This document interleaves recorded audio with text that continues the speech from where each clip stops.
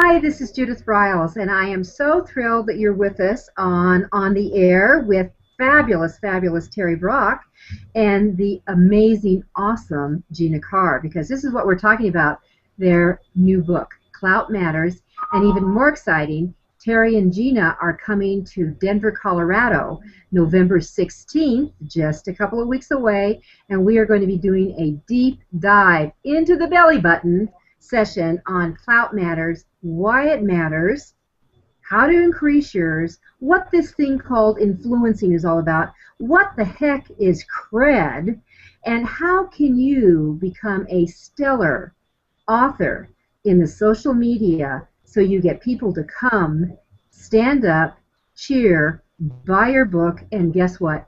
Shout out to others. So let's welcome Terry and Gina. Hi, how are you? Hello there, Judith. Good to be with you today. Oh, Hello. I should have introduced myself too. I'm Judith Briles. So there we go. All right. So you have a great new book, Klout Matters, and it's actually just come off the printing block, so to speak. Yeah, Terry, why don't you hold that book up? Yeah, matter of fact, we happen to have a copy here with us. It's available. There coming you go. to an internet near you. There you go. And of course, wouldn't you all love to have that magic 100 by your name? You're not going to, most likely. But you could have a range that certainly could be respectable, like a number that maybe American Airlines would say, hey, are you traveling with us today? And if you have a Klout score of 50, why don't you come and spend your off time in our lounge gratis of us? So those kind of little perks come along. Yeah, and actually what American Airlines did is they said you don't even have to fly with us. If your Klout score is 55 or higher, you get to come and stay in our prestigious Admirals Club if you have that Klout score. So that's part of the perks and one of the real advantages of being in Klout. So there you are. So let's get into, why don't we just jump in, what is Klout, Terry? I mean, why in the heck do we care? Yeah, I think that's an excellent question because we've heard a little bit about it and wonder, well, what is this? Well, it's Klout with a K, and Klout, and it's a measuring tool. It's a way to determine who is more influential in social media. Largely online with a little bit of offline, but it's largely to say you got person A and person B, who is more influential, and they assign a number to that on a daily basis. It's changing every day. And so this way a brand can come and say, hey, we want person A because they have a Klout score of, oh, let's say 75 versus someone who might have a Klout score of 25, meaning that one is a little bit more influential, at least by these measures, and it really starts to matter now. And if you're looking at the Klout score, you're saying once a day, so it's not like Amazon that changes it every hour, like you're trying to see what your book is doing. It's a daily deal. What are some of the things, and maybe Gina can jump in here, what are some of the things that really are the key influencing factors? I know with your skills in social media, Gina, and what you do with so many who follow you in your tribes, what will enhance their Klout score? And I guess maybe we also need to know what will keep the legs in. I mean, is it something that you might do something today and, oh, okay, so we're good, but tomorrow we plummet 10 points? Well, yeah, I've boiled it down to what I call the ABCs of social engagement, which will result in a high Klout score. So let me just hit those real quickly. A is always be engaging, B is be consistent, and C is connect. So always be engaging. You want to engage with people. This is not just broadcast media. This is social media. So you comment on other people's posts. They comment on yours. You ask questions. Do posts that you're trying to get interaction from other people, and then you respond to that. So that's the engagement part. Always be consistent is the B.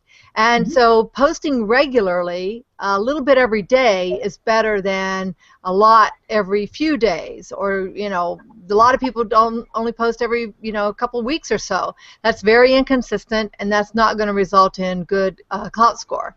And then connect means, number one, connect all of your networks on Klout. Klout gives you the opportunity to connect various networks, and so you want to make sure they're all connected, and then you want to connect with other people. So you want to follow other people, and hopefully they'll follow you back. And so that's what I mean by connect. Connect with people who have similar interests. And you know, I have a retreat coming up here. Literally, I'm going to be disappearing for almost a week, but I'm not going to be disappeared. I mean, it's not that I'm not around. I'm just not available 24/7 to everybody. And I've told everybody in our crowd I will be checking in with emails and responding once a day. And I'm one of these people that's on all the time. But I have actually set it up that all my tweets are out, all my Facebook postings. I've got because I do 3 blogs a week. Those are all done. They're all up, ready to come at their normal, consistent time that you tell us about, so that I'm not gone. There's visible, but I am invisible in a lot of ways. So, well, and that sounds very good. Like you know, you're being very proactive, and that's good. It would be great, even while you're on this retreat, though, to plug in and, you know, at least respond to people a little bit each time, especially on Facebook and Twitter. Those are the 2 main drivers of Klout School right now. Well, and I love Twitter. I'm one of the I like Twitter a lot, and that it works because I'm one of these fast, pithy people that I want to go first. So it fits my personality actually better. Me too. And I just where you go along. But I really have actually someone checking in every day, you know, in case I miss. Would you thank people for mentions? Would you thank that so it doesn't get missed as we go along? So, all right. Any other tips that we would say on those how to keep that going? And so, and I guess I should add in. You're saying that the influencing factors is developing those legs. Is you're there, present all the time, and it's not a yawn. It's okay, well, maybe it's Monday, maybe I'll look into it, and then you don't come back for 2 weeks. That's where you get in trouble. Yeah, exactly. I think the way you put that is very good. What you want to do is be there actively listening to people. Social media is really more about listening than it is about talking and broadcasting going, hi, I'm wonderful, buy my stuff. Instead, it's listening to others and where they have issues and then responding to that accordingly. Being there and responding, yes, Jane, we hear what you're saying, and here's a quick way to do it. Here's a link to a site. That's what social media is about, and those types of activities will help you to boost that Klout score. Just broadcasting messages won't affect it at all. But when you respond, that's where, and you get others initiating action, that's the key. And so when you really get down to it, it's just being good neighbors. Being a good social media citizen means that you're there listening to others and then caring for them and responding in a very positive way with good quality content on a consistent basis. That's most important. You know, Terry, I did a post yesterday, I think it was yesterday, on I came across a video that I just thought was the cat's meow. And when I post a video that I want to share, I always tell people how many minutes are so they will know, you know, do I have 90 seconds to watch this, or is this a 10-minute? So you know whether or not you can go there. That's just a courtesy. I think it's a courtesy. I like to know that. And it was a video of the Ohio State game, and I had just spoke at Ohio State University here, and Penn State, where the halftime, I don't know if you both have seen it, but it is the Ohio State band. They're rock stars, and they did a celebration to the movies, the theme of the movies, and they went from they open it up, you see Superman. They literally, the band, Superman comes out of the red telephone booth, he moves a building up. They go to the Lord of the Rings. They come into the Harry Potter where there's chasing the Quidditch. They go into a Jurassic Park theme. You know, they're playing the theme songs from all these movies as they're doing this, running around. And then they move into the Jurassic Park where T-Rex now starts moving across the field, and he captures a Michigan State guy, eats him, and spits out his cup. Then they go into these 2 pirate ships and battle Michigan State, sink the ship, and then fireworks go off. Spectacular. 8 minutes. YouTube, go get it, everybody. And then I sent out my Facebook posting, and I was really shocked that nobody commented, because I said, why in the heck do Super Bowl ads and the halftime pay these gazillions of dollars for these big stars when we have got these spectacular kids doing a show that was awesome? So that was my pitch for the day. Anyway, I was surprised there was no comments on that. Really. Well, and that could be a lot of factors. It could be the timing. It could be the way you phrased it. You know, it's hard to say. And you know, you don't have a lot of control over what Facebook puts into the news feed of your friends. I know. Or if your friends ever see it, let's face it. Yes. And, you know, that all the new rules make me cuckoo. All right, so let's come back to your fabulous book, Klout Matters. And for people who are just tuning in, Gina Carr and Terry Brock are the authors of a brand new book that is just literally popping, called Klout Matters. And if you are into social media, which you are on Twitter, Facebook, Google+, Tumblr, Pinterest, fill in the blank of all these platforms, you really need to understand what Google Klout is really about. And so Terry and Gina really have the map, and there are guides as they go through with that. So let's talk about research a little bit. So how did you, first of all, what in the heck made you write the book? And what are the key things? What are the steps that you went about, and what ahas did you find? And then third, any tips you want to give to people who are really doing research on their own that your Klout findings opened up to you?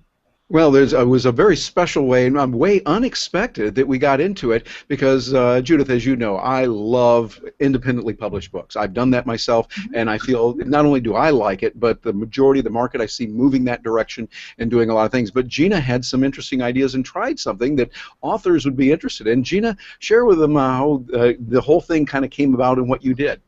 Okay. Well, from the moment I discovered Klout, which I discovered it in my efforts to help another author with his marketing, I found that was a place I could go to find people who were, you know, very influential in a certain topic, the topic about his book, which was actually objectivism. And so I discovered this little tool that said, oh, these people are influential or they're not, and here's these scores. And given my engineering background, which is very quantitative, and my MBA, which is very marketing oriented, the merging of this big data with the marketing aspect of Klout just really appealed to me. So I was reading everything I could about it, and I was reading a book that talked about Klout some, and it just made me think that, you know, there's an angle to this that they didn't really cover in this particular book. I just looked in the front of the book and said, who did they credit at McGraw-Hill, who was the publisher? Who's the person that they credited? I looked her up on LinkedIn and found her email address and just sent her a note and said, hey, would you be interested in a book that digs deeper into this particular topic? Okay. And they said, so did you have to, I mean, Terry mentioned the proposals, and we're talking about something that you do with a long-running, you know, with a traditional publisher, you need a full-blown proposal. How long did you have to make it? I mean, how in-depth did you have to go? Or did you have enough credibility or saying, oh, my God, we need these two, instantly just sign them? Well, I think it was a mix. They definitely checked us out, you know, in terms of you know, our social profiles and our Klout scores to determine whether we seemed to be credible enough. Because it turns out there had been other people who had approached them about this topic, but they didn't feel that they were credible enough, and or they didn't have a high enough Klout score to make it, you know, to put forth the book. So we did, and with that, McGraw-Hill has a standard book proposal, and we laboriously did go through and fill in all the blanks and answer all the questions, and it was, you know, it was a very helpful guide. So we didn't just have to make up something from scratch. Well, I think that in a proposal, as someone who, of my 31 books, my 31st book I will have in my hot little hands next week, comes out, that they take a lot of work, but here's what's great about them. That they really do move in and they help you really get your brain around it, number one, which I think is really, really important. And two, it starts getting your marketing and your strategy together so you can think about it. As you know, some people have the whole book written, they turn it in, but they still want to know, so what are you going to do to market it? How are you going to do it? Why are you the Klout people who should be doing this in your case? And what do you bring to the party? So they're looking for all of that, and they're also looking for your stylism of your writing. You know, what makes you different. What I think what was very helpful to both you and Terry is because there's not a heck of a lot out there on this right now. So it's kind of, it puts you, and I hope you are using this phraseology, these words, it puts you in that, you know, you're the pioneers in educating and communicating why Klout matters. Did you write that down, Terry, darling? That's good. I'm going to write that down. The pioneers, I've heard about them. Of course, they're the ones with the arrows in their backs, right? But I like what you're saying, and it's really important. I would say to those that are watching, think about that, how you can position yourself as a pioneer.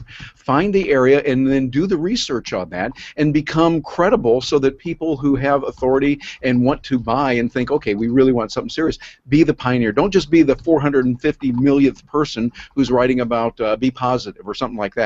That's important, but take a different angle on it, something that's going to really be useful. And really, Judith, that's what you've been helping people with for a long time as a book shepherd that you are. Yeah, you know, and I have a question on influencing, because one of the huge influencers, especially in the business world and things that are going on, and it's really been interesting for me watch, and I'm going to open up the door to LinkedIn right now, the platforms, because we created a little group on LinkedIn last year. Last August, we had 60 people in our group, Terry, and now we have 2,200. Wow! In the group, it's highly active, a lot of interaction, and there are people, and of course they do show who are the top influencers in the group. You know, we have the 4 people who are channeling on now. Some people, one person whose pictures always shows up, hasn't made a comment in a gazillion years, but she asked a question that went ballistic, and there's been over 380 comments on it. Wow. And it would be lovely if those kind of things got measured in the Klout arena, and I don't think they do, or am I wrong? Well, if you're using LinkedIn, yes, that is one of the networks that they look at. However, if it's in a private group, yeah, it is. And that's a thing. There's several things. As a matter of fact, that's what we did. Part of the research, my journalistic background says, I want to be there, boots on the ground, actually see what's going on. So we made it a point that as part of what we would do in the book, whatever happened, we were getting into an airplane and going out to San Francisco and met with the people there. We met with them, we saw what was going on, and we asked them about things like that. For instance, one of the tools, one of the networks that's really big that is not counted in your Klout score, and we feel that it should be, we mentioned this in the book, is YouTube. And YouTube is not, but there's some tricks you can use to get it. And by the way, the people at Klout agreed with us.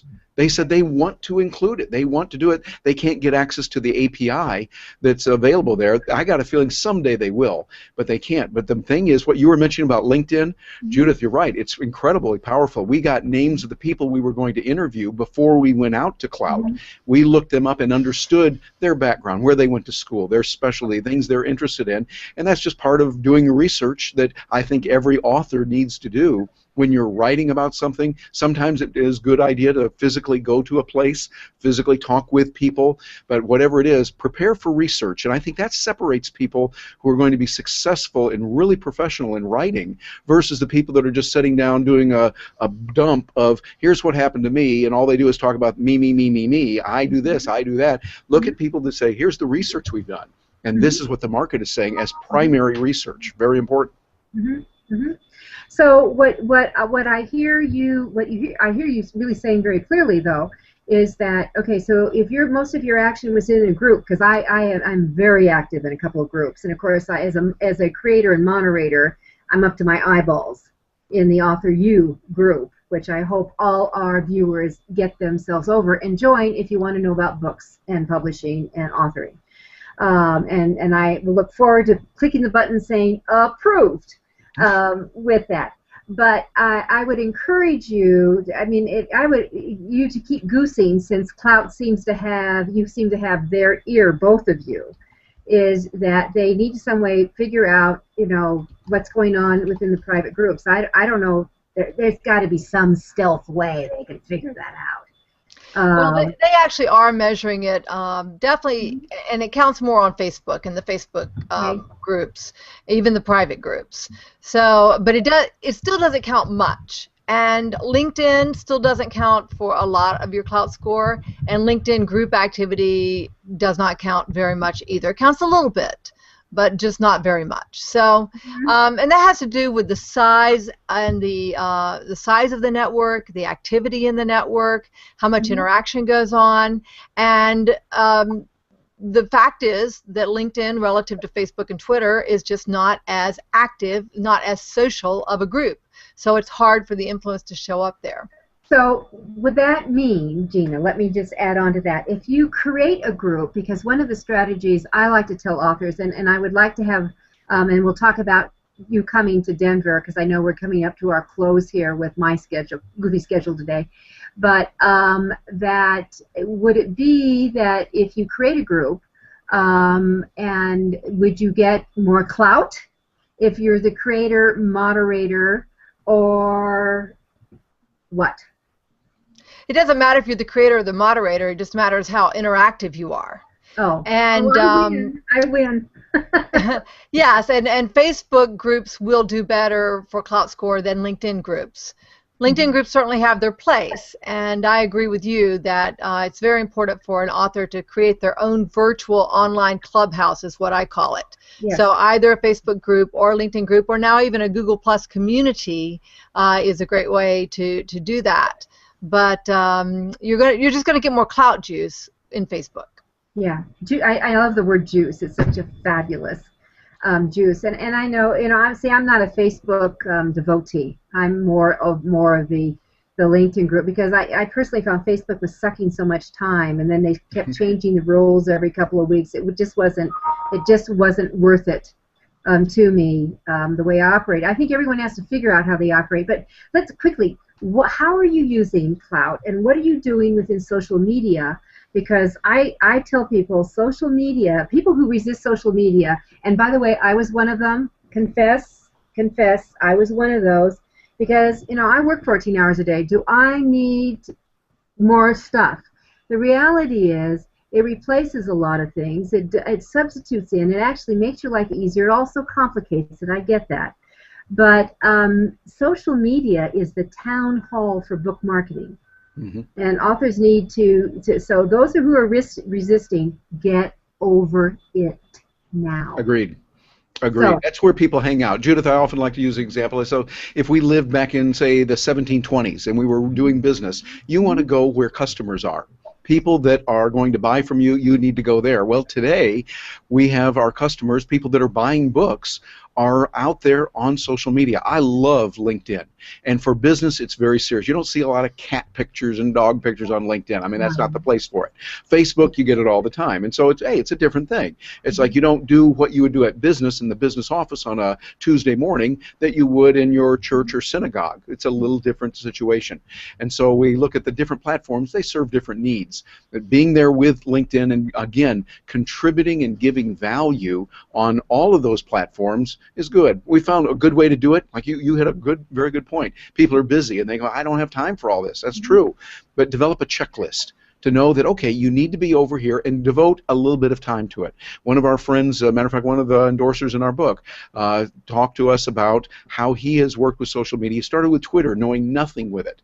And within 2 years, he had generated over $2 million using Twitter, interacting with people. Business he could directly point to came because of Twitter and using that. Now, Twitter is a great platform. You could probably do the same thing with Facebook, with LinkedIn. The key is find what works best for you as an author. And then, I love your word, repurpose. Always repurpose. Take it as audio, as video, as text, as pictures, as seminars, as more and more. The book is a great medium, and personally, I love reading books. Even the old, remember those old things they used to have, Judith, called paper books, where you actually, they were printed on a piece of paper and all that, those old things? Well, I still love those. They're great, but the digital form is another way. And so, as you talk about, in Author you have multiple ways to communicate. Multiple ways to connect, and we're really, authors means more than someone who's putting words on paper. Today it means someone who's taking their ideas and disseminating them through a variety of channels. And that's the way we're doing it. So one of the little tips I want to give, and I want you to give us a few tips that they're going to, both of you, I want you to give us a kind of a bullet of some tips that they're going to learn, inside tricks and all those things, because I always think of both of you as tech fest, galore. So, and I know that you have got techies down to your very toenails and through the belly button. And in other places too, but we won't go into all that. No, too much information. Too much information, yes. So what we'll do is we'll some of those things that we come away with. But one of the things I want to encourage if our listeners, because Terry did kiss on print, which I'm a print girl. But remember, 75% of books are sold by print today.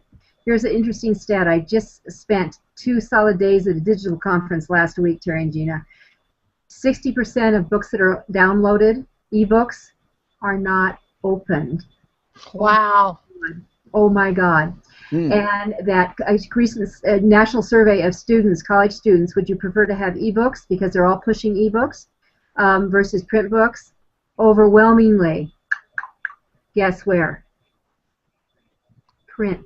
Print, really? Because here's why. They're all connected. You know the young people are all connected, yes? They can't stay focused because they're so connected. They're pinging, they're getting this, that they can't stay. They'd rather have the print book that they are forced to be focused on and nothing else coming into their space on their tablets and things. So that was like, whoa, that was a big aha. Well, both of those are very interesting statistics, but there is a surprising statistic out there also that says that people who buy print books also very rarely open them or read more than the first chapter. So no, print books, they close on page 18, by the way. That's that. But here's the data I wanted to share with everybody that Amazon, whether you love them or hate them, as an author, you better develop a close-term, long-term love affair with them, because that they are going to be a mover of your books, whether you are traditionally published, as Terry is with McGraw-Hill, is both Gina and Terry's publisher for Klout Matters, or you independently publish it yourself, that Amazon is going to be your primary distribution channel for selling of books. They have created a brand new program that you all need to get involved with called Matchbook. Matchbook, it was just birthed this month. It is not even 1 frickin' month old yet. And what it does is they are bundling and encouraging people to buy, guess what, the print book, and then, as a bonus, a little goodie, you can get the ebook with it at the same time for either 99 cents, $1.99, or $2.99.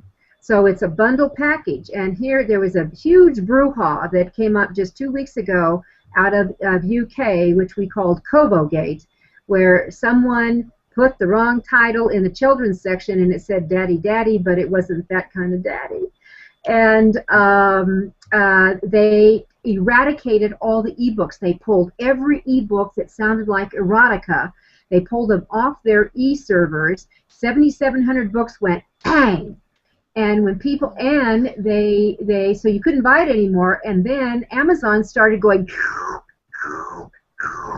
You like my sound effects? It sounds like Ross Perot and that giant sucking sound.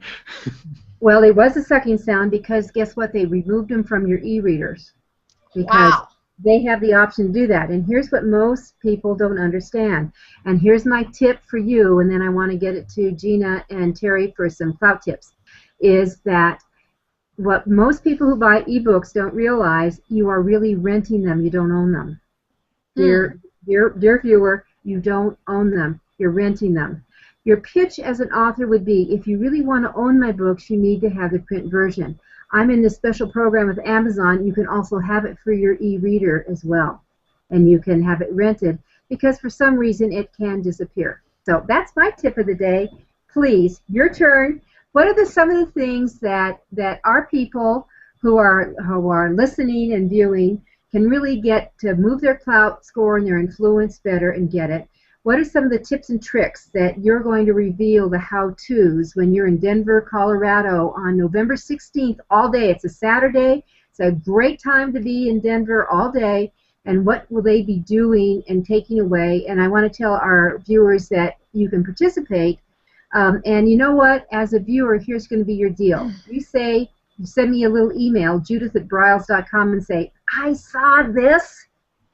you can sign up at the AuthorU member rate and save $40, right? So AuthorU.org. Sign up for it because you don't want to miss Terry and Gina. All right. So what's some last minute tips and tricks you're going to go through? Terry?